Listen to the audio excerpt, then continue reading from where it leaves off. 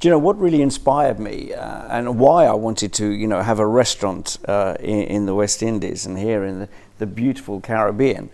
Was we did one year for the BBC, when I was making all the TV series for the BBC, we did a Christmas special. And that Christmas special was here in Grenada. And it was trying to show people that, it's not always about roast turkey and Christmas pudding every single year. You can go to different parts of the world and enjoy different styles of food.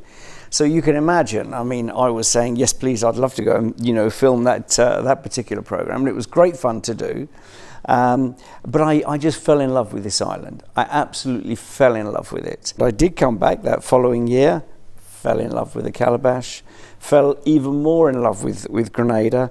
And the great thing with getting to know Leo Garbett, who owns, with his family, who owns the Calabash, I just found him, quite an inspirational man. He's a man who also had the same beliefs, the same strengths that I feel I have in this industry. And it is this always wanting to do more, always wanting to offer more, always wanting to keep our guests, which are our business, happy. And I thought, this is a man I'd love to work with, and hence the beginning of the Rhodes restaurant at the Calabash. There was an influence from my stepfather, John, a man I love and adore, who's been my stepfather for over 40 years. And he is from Jamaica.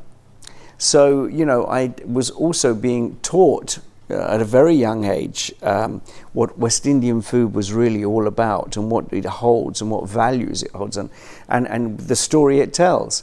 So that excited me as well. So, obviously having that opportunity to come over here was really exciting. And then I suppose all of that has helped with my decision of going into the UAE. I found myself, opening a restaurant there. We opened then 2 restaurants.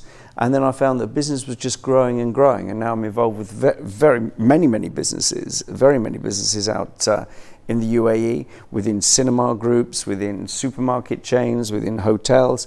My business was just growing and growing. And I thought, that's it. I just spoke to my wife one day and I said, we can't stay in London anymore, because it was probably 8 to 10 trips per annum back and forth to the UAE, and this is getting out of hand, because previous to that I was only doing 2 or 3. So now we've turned it the other way around. We're now living in the UAE, and I literally only make 2 or 3 trips back to the UK. So yeah, it's worked nicely for us, and business is continuing to grow. So I like to feel, fingers crossed, that it was the right decision at that time.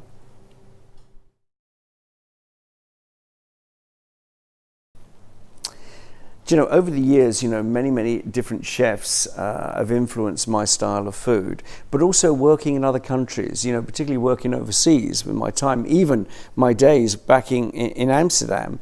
When I lived there, I absolutely loved it. It was fantastic, some of the food that I was learning, because that was back in the late 70s, early 80s, when there was all kinds of food fashions. Food was changing quite dramatically. The nouvelle cuisine and all this sort of thing that was going on. So that had quite an influence. I think likewise over here, learning about all of this sort of West Indian cookery with an influence I had from my stepfather, but then that has actually done nothing but grow and develop and recognize an awful lot more of it since, being involved with the Calabash here in Grenada. And likewise again, in the UAE, I'm learning so much about Middle Eastern cuisine, a food that I'd kind of ignored, if you like. But it's, now I'm learning so much every single year, and that's what I love about this industry. It is a continual education.